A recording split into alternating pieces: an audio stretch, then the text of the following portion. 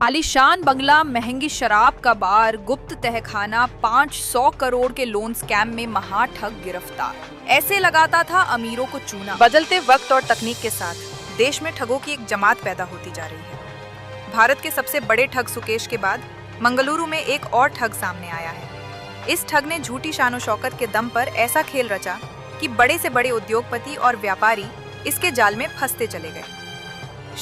इस शातिर ठग की करतूत तब सामने आई जब मंगलुरु पुलिस ने उसके आलीशान बंगले पर छापा मारा। मंगलुरु पुलिस ने इस महाठग रोहन सल्दाना 45 को गिरफ्तार किया है। रोहन उद्योगपतियों को बेहद सस्ती दरों पर को मोटा कर्ज देने का वादा कर जाल में फांसता था। वो बताता था कि वो एक टॉप क्लास फाइनेंसर है। वो सारी डील अपने जप्पिन मोगरू स्थित शानदार बंगले पर करता था। लोग उसके आलीशान बंगले और उसके महंगे ठाट बाट को देखकर उसके बहकावे में आ जाते थे और उसकी सारी बातों पर आंख मूंद कर विश्वास कर लेते थे।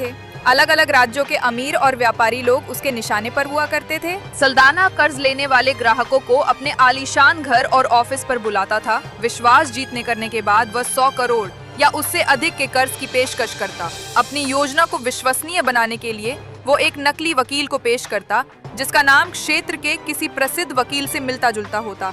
ये नकली वकील दस्तावेजों की जांच और अन्य कानूनी औपचारिकताओं के लिए बात करता। इसके बाद सल्देन रजिस्ट्रेशन और स्टैम्प ड्यूटी के नाम पर करोड़ों रुपए की मांग करता।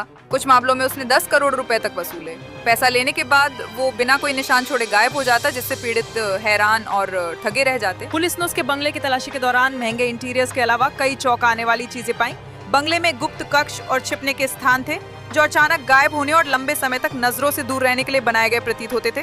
पुलिस अधिकारियों ने बताया कि अलमारियां और वार्डरोब गुप्त क्षेत्रों की ओर ले जाती थी, जो उसे संदिग्ध ग्राहकों कानून प्रवर्तन से बचने में मदद करती थी। केवल कुछ महीनों में सल्दाना ने 40-50 करोड़ रुपए की धोखाधड़ी की।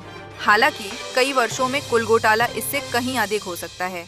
पुलिस ने अब तक उसके खिलाफ 3 मामले दर्ज किए हैं, 2 मंगलुरु में और 1 चित्रदुर्ग में। अधिकारियों का मानना है कि कई और पीड़ित हो सकते हैं जो शर्मिंदगी या डर के कारण सामने नहीं आए।